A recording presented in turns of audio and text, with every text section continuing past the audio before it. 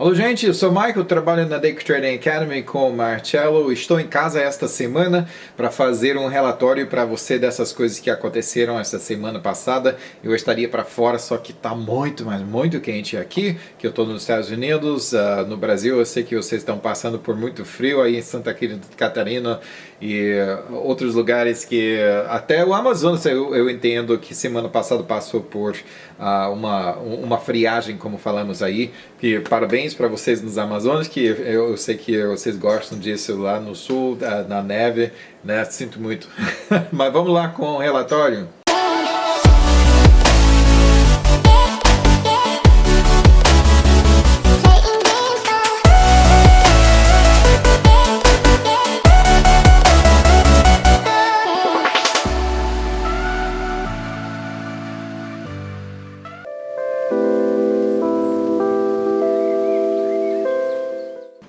Ações dos Estados Unidos caíram na segunda-feira, influenciado por uma queda na Apple e também uma queda no setor de saúde. Na terça-feira, o Dow registrou seu 3 dias consecutivos de perda, enquanto os investidores aguardavam ouvir do presidente Powell da Reserva Federal, lá esperando ele, por favor, abaixa os juros, abaixa os juros, abaixa os juros.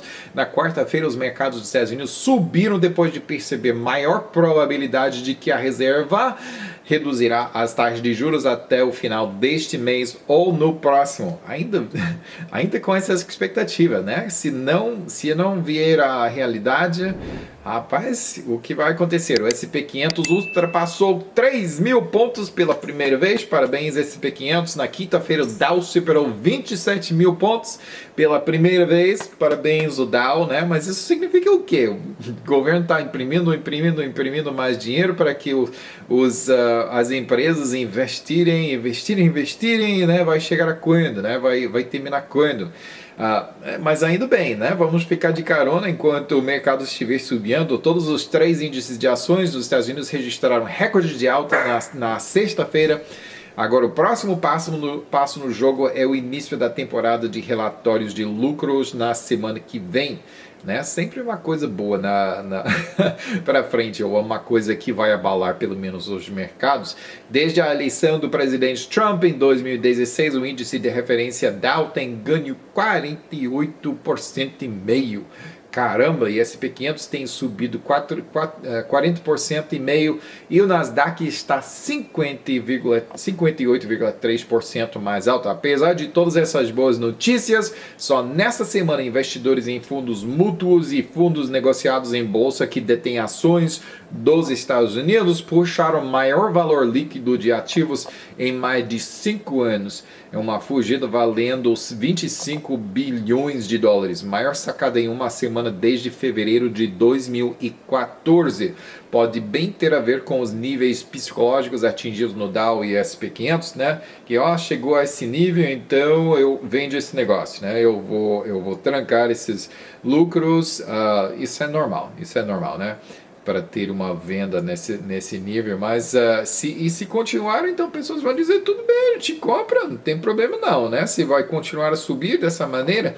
Por outro lado, das ações do índice Russell 2000, que é um índice de empresas de menor capitalização e operações predominantemente domésticas nos Estados Unidos, dessas ações, 30% das empresas representadas não estão atualmente lucrativas. Olha, interessante isso, necessitando então acesso a capital externo para continuar em funcionamento. Por isso, tenta espera ansiosa para a taxa de juros se baixarem, né? Se estiverem numa situação tão precária agora, o que acontece o que acontece quando, né, a borbulha de crédito se espocar? O que acontece quando o governo para de injetar dinheiro fácil na economia, quando o acesso a dinheiro fica mais difícil, né? O que vai acontecer? Resta a você terminar essa pergunta. Então, ao responder essa pergunta, em índices norte-americanos mais altos para a semana, Dow subiu 1,5%, encerrando em 27.332, primeira vez que eu posso dizer isso. O SP500 também subiu 0,8%, encerrando em 3.013. né? Também primeira vez que eu posso dizer isso. O Nasdaq também subiu 1%, né? Mais que o SP500, só que não superou nenhum número redondo psicológico. Então não fica com tantos parabéns, não.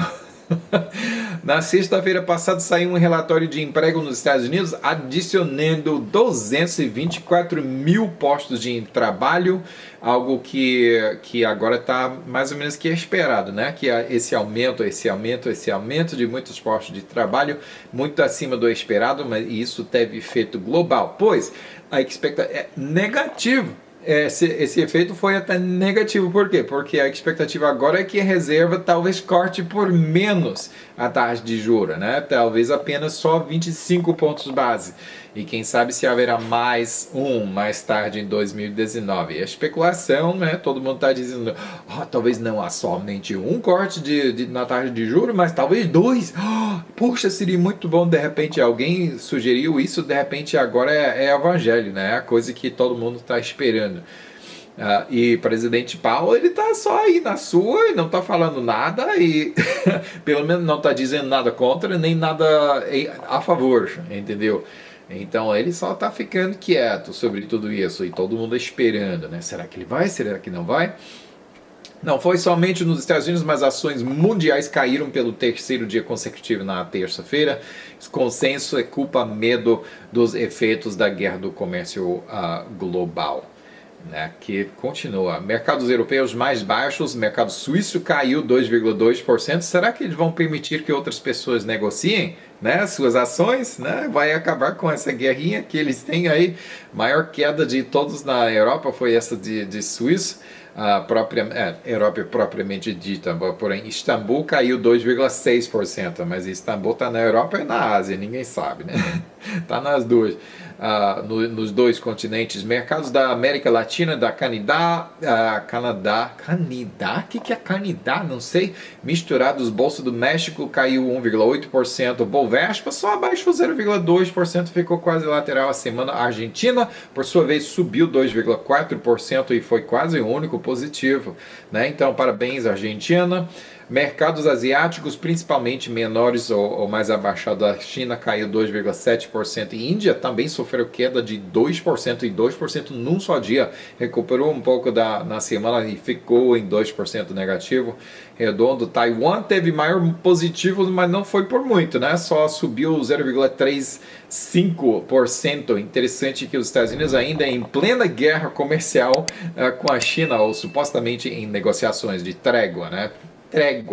Ainda assim fechou acordo com Taiwan para fornecer tanques de guerra, mísseis e outro equipamento bélico com valor de mais de 2 bilhões de dólares. Claro que a China não gosta disso, entendeu? É mais uma cutucada nessa guerra comercial. Talvez teve influência nas bolsas esta semana, né? Que a China caiu, Taiwan subiu um pouquinho. A China perdeu mais que Taiwan subiu, entendeu? Terça-feira, Bitcoin está nos altos de 2 semanas, depois de subir 9% de noite, né? Na euforia da esperança que as criptomoedas ganhem maior aceitação com a nova cripto da Facebook, né? A Lira. Porém, Bitcoin caiu 11%. 11%, gente, só num dia. Subiu 9%, caiu 11%. Na quinta-feira, ampliando as perdas de quarta-feira, quando o presidente Powell da Reserva Federal pediu a suspensão do projeto de cripto da Facebook, né? A Lira.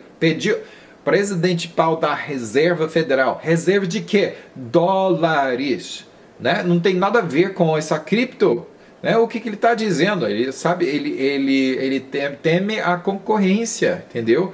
Ao dólar. O que a Fed tem com criptomoeda? Não, nada. É só preservação de um monopólio que eles têm, entendeu? Na verdade, o fato que Powell, né, presidente Powell da Reserva Federal, está reclamando assim, talvez, quer dizer que a Reserva está, enfim, vendo que a Libra pode ser uma ameaça séria ao status quo do dólar. Né, reação que não vimos em relação a Bitcoin, nem em sua comitiva das outras demais criptomoedas. Né? A Libra faz que pau mija nas calças.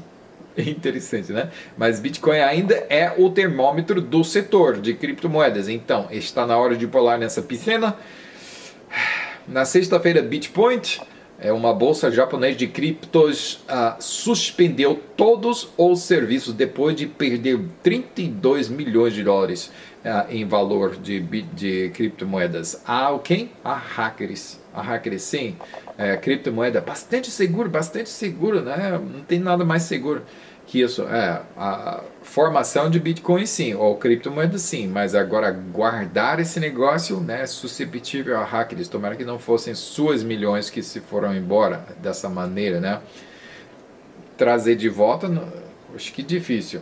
Tanto risco e tanta volatilidade, gente, subindo 9% numa noite e caindo 11% outro dia. Então, enfim, Bitcoin encerrou a semana subindo 5,7%. Volatilidade, não gosto não, dessa maneira. Muitos economistas preocupam-se com o aumento da dívida dos Estados Unidos, acham que não tem como não aumentar os custos dos juros, que juros baixos e dívida alta é condição insustentável ao longo prazo. Se aumentar, será que toda essa dívida alavancada será ainda repago?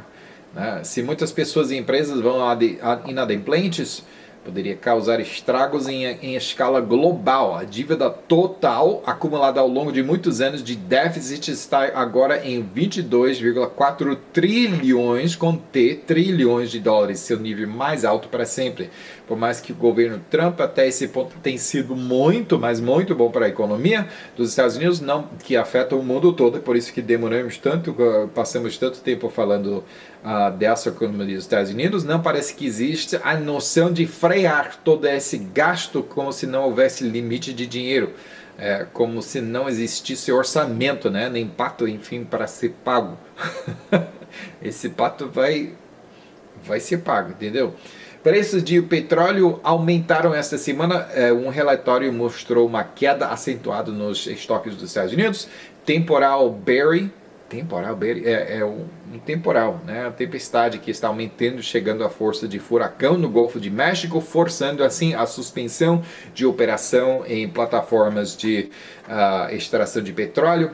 Também, isso que está aumentando os preços, também os iranianos, de novo, os iranianos fazendo o quê? O que você adivinha, né? Está atacando outro navio petroleiro, né? Tentando apreender esse navio britânico no Golfo Pérsico, mas a marinha do Reino Unido os repeliu.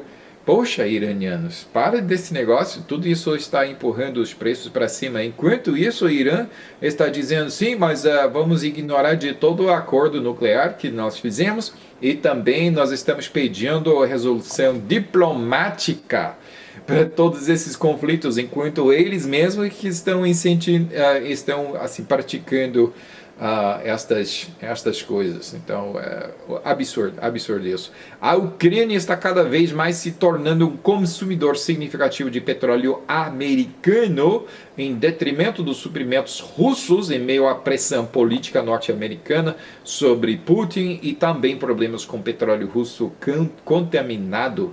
Isso reduz a influência russa na Europa, especialmente na parte oriental.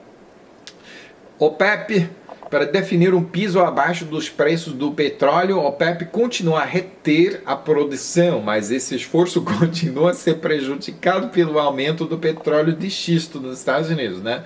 Os Estados Unidos está preenchendo essa lacuna, cada vez mais que a OPEP fecha a torneira, Estados Unidos vem com mais, por isso que tem tanto petróleo na Ucrânia, né?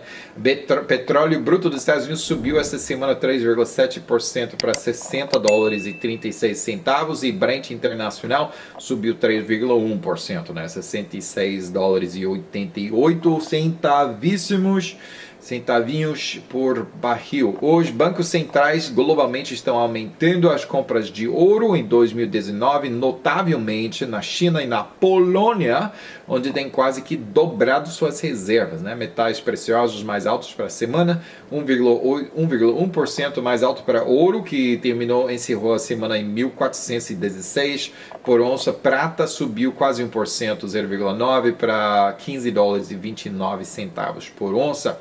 Na Grécia, o país mais endividado da Europa, os conservadores da oposição voltaram ao poder com uma vitória esmagadora nas eleições do domingo passado. Kyriakos Mitsotakis está prometendo ser o Trump da Grécia, reduzindo impostos empresariais desde 29% para 20% ao longo dos próximos 2 anos, abaixando o imposto de renda para indivíduos, reduzindo impostos sobre propriedade. Também promete uma grande rodada de desregulamentação com um novo enfoque no investimento e crescimento. Então vamos ver que a Grécia provavelmente vai dar um grande crescimento nos anos que vêm.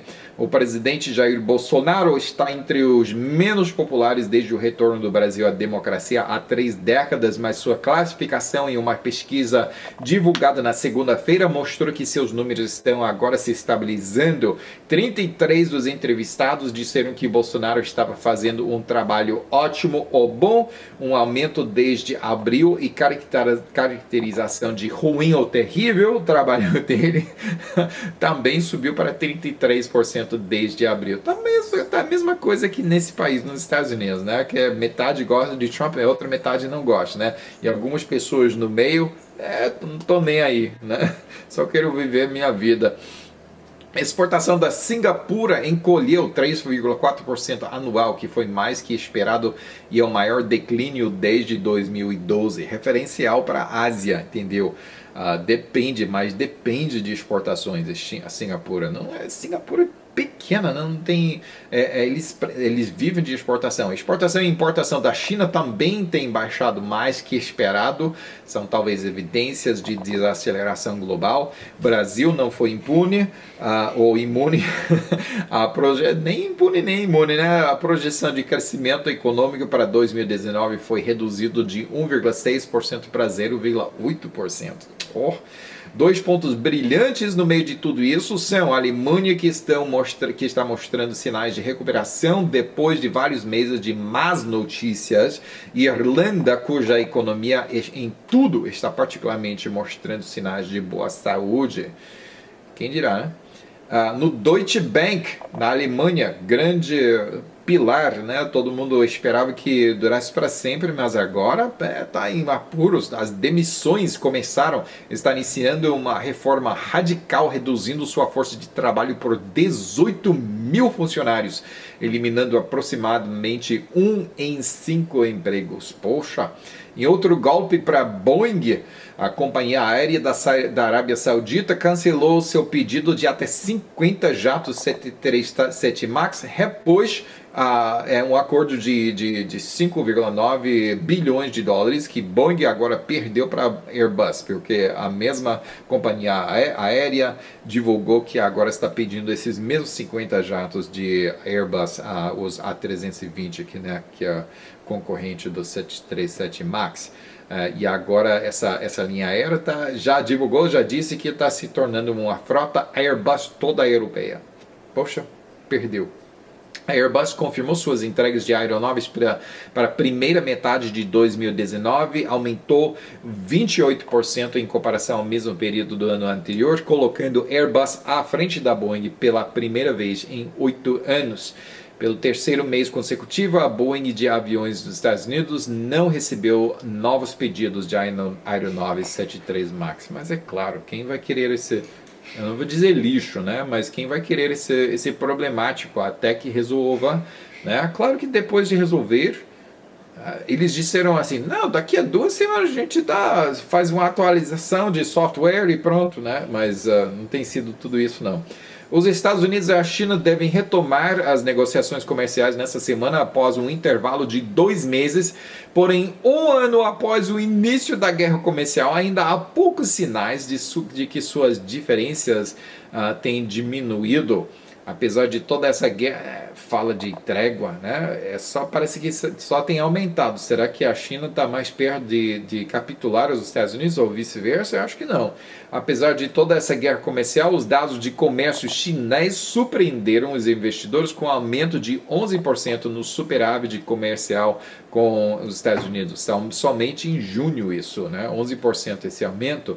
França e o Reino Unido planejam implementar impostos sobre empresas de alta tecnologia e internet principalmente empresas dos Estados Unidos. A França quer colocar imposto de 3% e Reino Unido de 2%.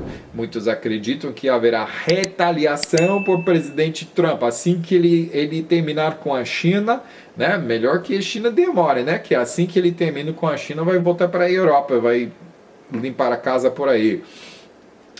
Depois da proibição de alguns componentes chineses que o governo dos Estados Unidos acha que pode ser usado para espionagem, inclusive câmeras de vigilância, agências federais dos Estados Unidos têm até dia 13 de agosto, só daqui a um mês, né, para removerem. Só que tem mais de 1.000 dispositivos ainda instalados, menos de um mês até esse prazo, né? Então vamos ver se eles conseguem fazer. A Apple tem que desativar um aplicativo nos relógios Apple Watch depois de encontrar uma falha de segurança que pode permitir que uma pessoa ouça a conversa do iPhone de outra pessoa sem consentimento. Né? É a segunda falha relacionada a estas escutas, né? Você compra um relógio desses para não sei quanto dinheiro, eu não uso esse relógio, né? Mas você compra para tanto dinheiro, aí de repente a Apple está desativando, tem problema. A desaceleração continua nos iPhones da Apple na Índia, um declínio de 42% em envios dos iPhones à Índia no primeiro trimestre de 2019 em relação ao ano anterior. Projeta-se um colapso de 53% em relação ao 2017. Mas ainda assim, ações da Apple têm subido 26% em 2019. Então, está aguentando esse temporal, parece. Não é o temporal Barry, né, ou furacão Barry, mas é furacão Apple que está acontecendo. Mas parece que está aguentando. Reguladores do Reino Unido vão cobrar a British Airways com multa de 230 milhões de dólares depois que os dados de 50 ou 500 mil clientes foram comprometidos. Não pode permitir isso não, né? Hoje em dia, Richard Branson está preparando Virgin Galactic para uma OPI, a empresa de turismo espacial do bilionário precisa de fundos, precisa de grana para que Virgin Galactic possa concorrer com as outras empresas de turismo espacial, como a Blue Origin de Jeff Bezos, de Amazon, e SpaceX de Elon Musk, de presidente da Tesla, né? O Irã aumentou o enriquecimento do seu urânio para além do limite permitido por seu acordo nuclear e divulgou esse fato. Ficou até orgulhoso do fato, né? Esse acordo nuclear de 2015, que agora, que acordo tem? Não tem não, né? Agora está aproximando-se dos níveis de armamentos, né? Claro que eles querem fazer com isso. Não, é simplesmente para gerar energia, né? Enquanto estão ainda pedindo uma solução diplomática para uma crise crescente. Será que outros países vão continuar a facilitar essa rebeldia, né? Falando em loucura ao nível nacional, representantes do governo de Maduro da Venezuela estão se reunindo em Barbados com Juan Guaidó e outros representantes da oposição. Conversa mediada por Noruega. Juan Guaidó diz que qualquer negociação deve levar uma solução sustentada para a crise e não deve ser usada por Maduro para adiar ainda o que é ainda mais o inevitável, né? Que a economia está em colapso, ele precisa sair e deixar lugar para outra pessoa. Mas eu acho que vai ser muito difícil isso. O Reino Unido ligou para o governo dos Estados Unidos para expressar pesar, né, por um vazamento de memorandos confidenciais em que seu embaixador do Reino Unido para os Estados Unidos, ele descreveu o governo do presidente Trump como disfuncional e inepto, né, e tornou-se público isso. O embaixador foi forçado a renunciar, como diz o Boris. Isso é uma vergonha, né?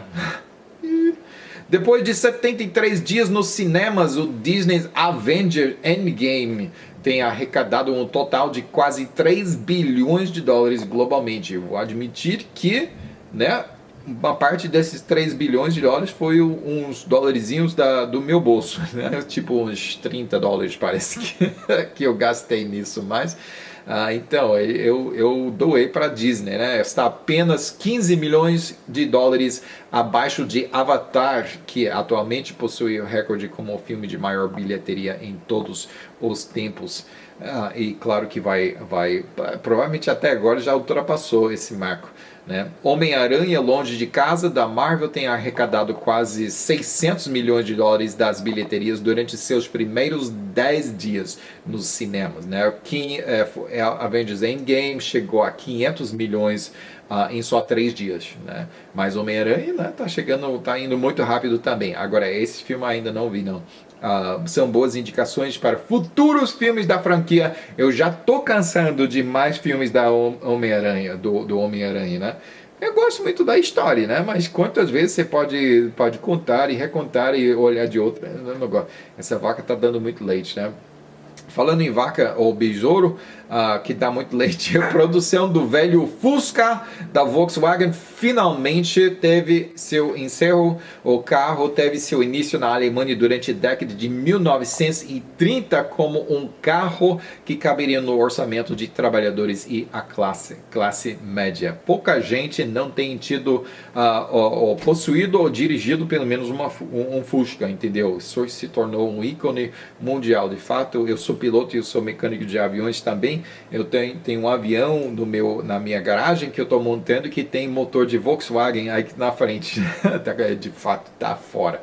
Eu estou trabalhando no motor, né? Que muita outra pessoa que foi dono de Fusca já tem sua habilidade de manutenção também, né? Mas o último Fusca, se você quiser assim, ter essas boas lembranças, o último Fusca não está à venda, será guardado no museu. Tem número de série de 21.529.464.